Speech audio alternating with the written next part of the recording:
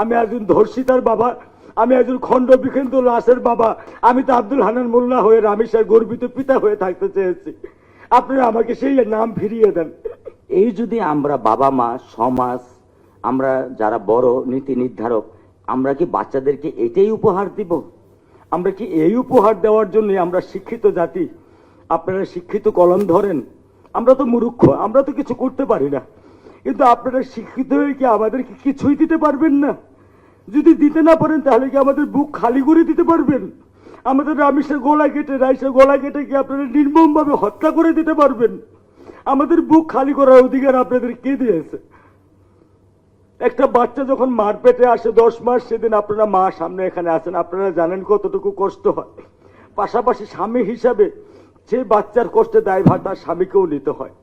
সে 10 মাস পেটে থেকে 8 বছর পর্যন্ত মায়া, মমতা, ভালোবাসা, স্নেহ সমস্ত, একটা নিষ্কলা হোক, একটা কুটিপতি হোক, সমস্ত কিছু নিগড়িয়ে দিয়ে একটা সন্তানকে বাবা মা মানুষ করবার চেষ্টা করে।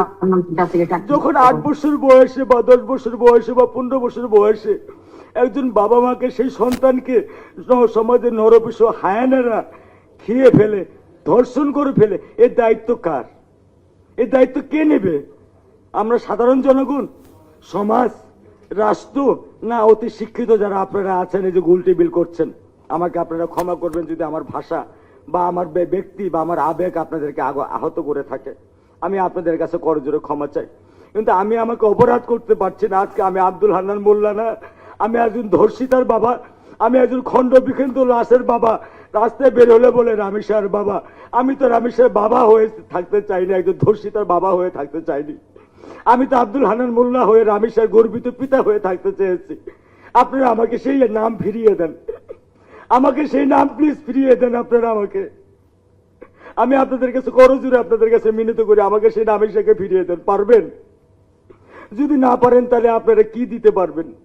এমন একটা অন্তত সমাজ ব্যবস্থা দেন যে ব্যবস্থা আর কোনোদিন রামেশ্বর বাবা মাদের বুক খালি হবে না, আর কোনো বাবা মা সারা জীবনের জন্য কান্নার পথ খোলা থাকবে না। সারা জীবন তারা জীবনের শখ আহ্লাদ হয়ে জিন্দা লাশ হয়ে থাকবে। আমার স্ত্রী আজকে ট্রমার মধ্যে আছে, আজকে 13 দিন। সে কি বলে, কোথায় যায়, কিভাবে যায়, তাকে প্রতিনিয়ত আমাকে টেক কেয়ার করতে হয়। সে পাগলের মতো হয়ে গেছে। আমি জানি না, আল্লাহ ভালো জানে সে সুস্থ হবে কিনা। আমারও আরেকটা বাচ্চা আছে, আমি তাকে নিয়েও খুব ভয়ে, ভীত এবং শঙ্কিত।